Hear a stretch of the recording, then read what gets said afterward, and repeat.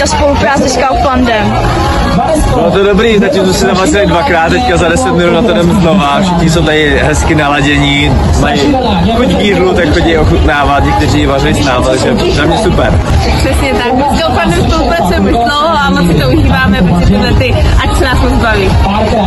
Kdy vlastně jste začali tak nějak vařit poprvé, jako kolika letech? Já jsem začala od malička s babičkou na chalupě a nepustilo mě to do dneška. No já tak někdy v 15, jo. Sledovali jste Masterchefa ještě předtím, než jako ty předchozí řady jste se tam přihlásili?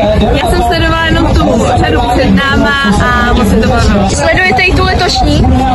Poctivě, vždycky nabojilo týden dopředu, takže dneska večer taky na to máme zálož. Těšíme se. A co je vaše nejoblíbenější jídlo nebo recept? Řízek. Já se nemůžu rozhodnout, já miluji všechno jídlo světa.